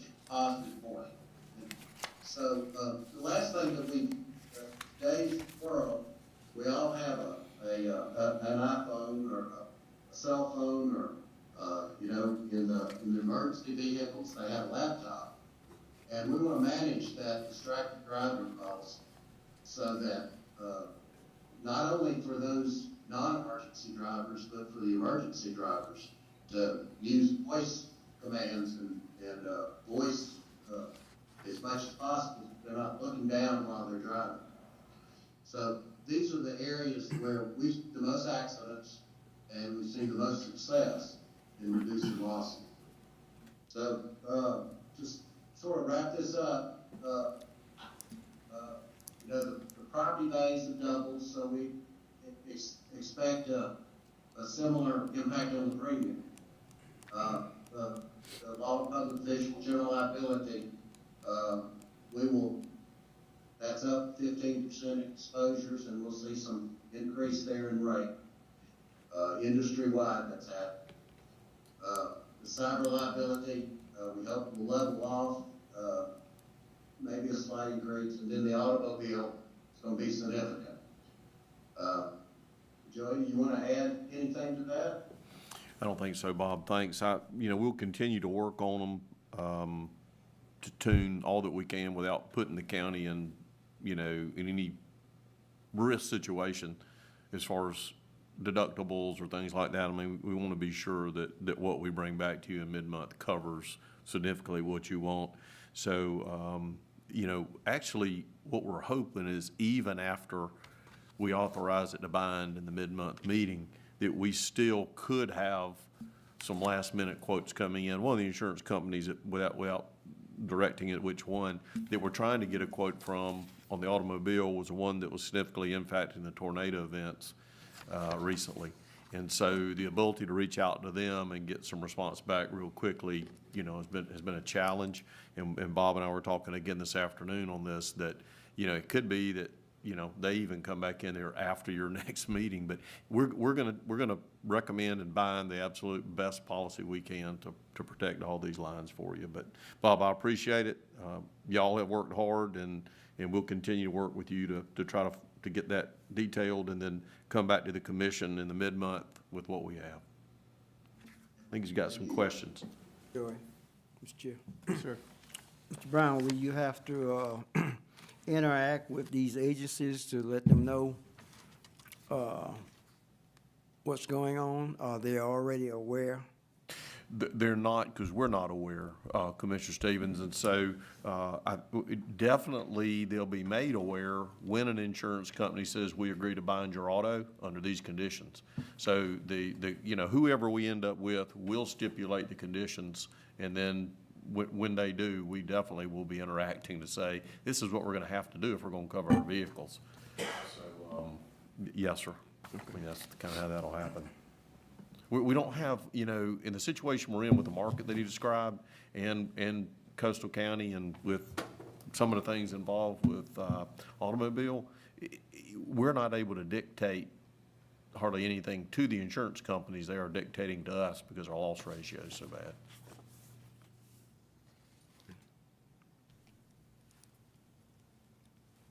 All right, thank you, sir. Bob, thank you so much, and anything, we'll work hard and bring it back to you in mid-month, sir. All right. Bob, thank you very much. Once we find a policy, how long is it gonna be, annually, or are we looking at? Annual renewal, and that's the other thing I want to mention while Bob's on here is, we have a short suspense. They won't even give out quotes too far ahead of a renewal date. Right. Because they're going to look at your ratios as late as they can. So it's going to be like this every year. So It's the market. hopefully, once we implement the training, and not just training, but we implement it with all the staff and our employees. Policies, certain Possibly, policies right, that, we have to We implement. address this next year. And it is, I think, last thing I promise, as you saw, it's based on 5 years. So while we didn't have such a bad year last year, the preceding 4 were really not good. So, A little bumpy, pun intended. thank you, Bob. All right, sir. Resolution, National Prescription Opiate Litigation. As y'all remember, a few years back, I think it was probably 2 years ago, that the state of Georgia joined in some opioid lawsuits, and counties were invited to participate in that. I think Mr. Davis, in fact, appeared before you. So we did participate in that first settlement that happened, and we did get a distribution from the state of Georgia proportionately. In fact, we'll be looking at a contract to expend those funds, hopefully with the health department here at your next meeting. This is a second potential lawsuit against a different group of pharmacies for distribution. Again, just like the first one, nothing's guaranteed, but this is a resolution saying, yes, we do want to try to participate in this lawsuit for opioid relief money, should the state receive it, under the same conditions as the first one. Same legal firm representing class action suit to do that.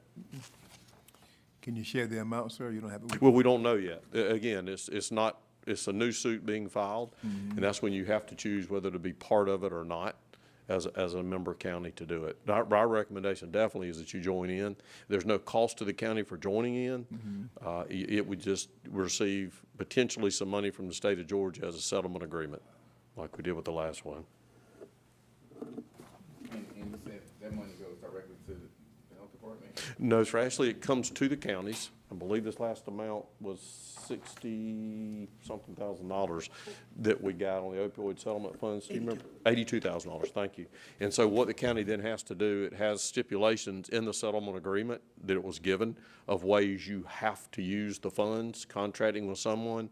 In this case, it will probably be helping with Narcan distribution and some education on the street. So, I want to talk to you about that. yeah. But the health department already has an ongoing opioid program to reach out, and we'll be presenting that to you.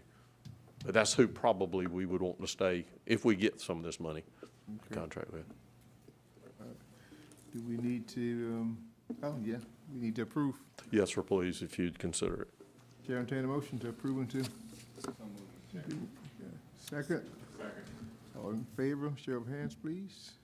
All right, motion passes. All right. Next thing, Mr. Chairman, is just a copy of the House bill that passed actually last year that dealt with food trucks, food service establishments by adding food trucks to that. Mobile food service establishments were defined. And basically, the gist of the legislation was to make it easier for food trucks to operate going county to county so that it didn't have to go through multiple health department inspections or permitting. And so I know Commissioner Stevens had brought this up. Just wanted to share this with you.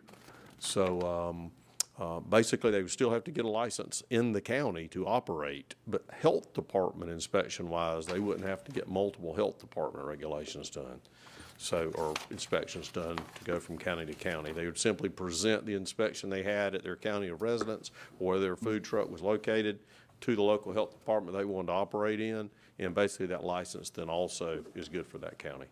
So just kind of a matter of information. If you want to take it and look at it, then we can answer some questions. I will note that we're working on, with the special event stuff too, looking at trying to get an ordinance on food truck regulation, because currently Liberty County does not have that in our ordinance that allows food trucks specifically to operate under different guidelines. Right now, they can get a business license to operate, but as far as mobile food truck establishments, we don't have an ordinance governing that.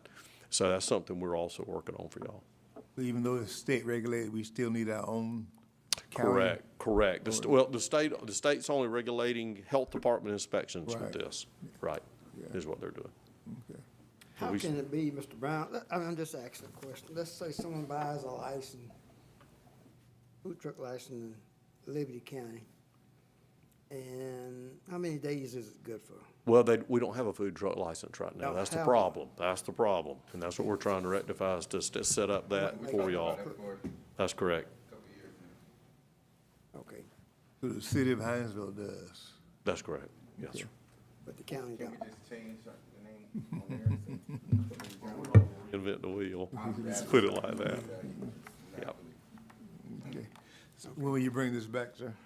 Well, I know that we're working on those ordinances along with temporary event ordinances that need to be updated, so as quickly as we can, sir. ASAP, all right.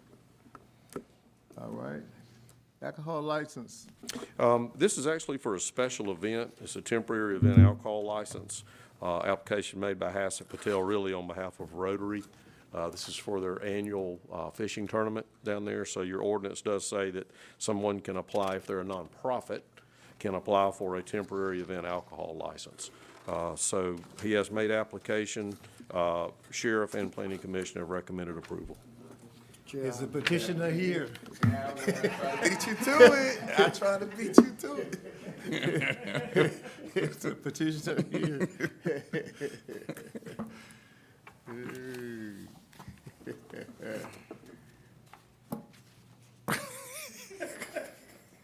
State your name for the record, please, and tell us what.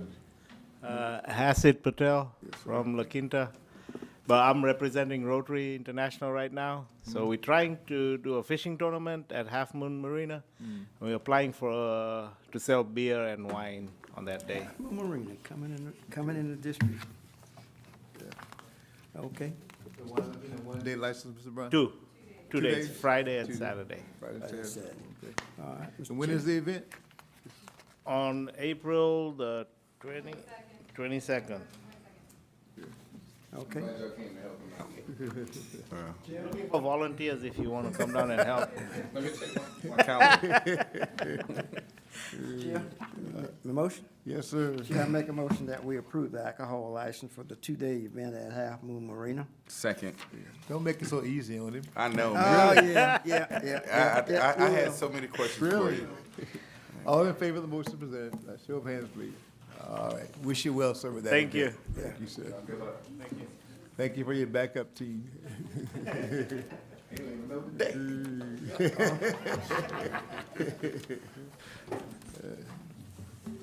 Good to see Y'all Flemington leaving? here. Mr. Chairman, is that some kind of hours of operation for something like that? I mean, they can do it past midnight? It's 2 days, but what's the exact criteria that it's 2-day event? They go 8 AM to? 48 straight hours? It's in the ordinance. I don't remember, but it's during the hours of X to X. Okay. It would be the same kind of regulation that you would have for serving it, period. It just allows you not to have to get a yearly license for it, basically. And the only other thing, sir, I have is for executive session is a real estate matter. All right, so for the good of order, should I have a motion? So move, Mr. Chairman. We can Second. actually- Second? Second. All in favor? Second. All right.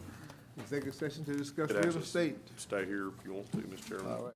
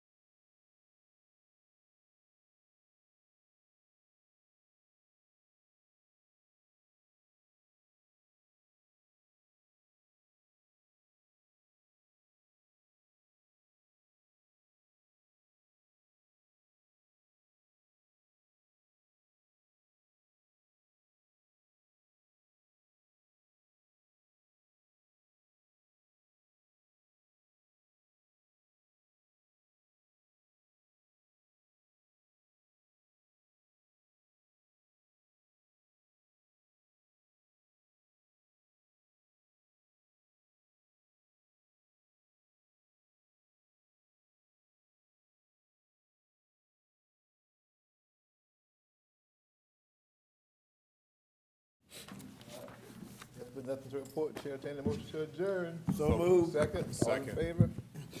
All right.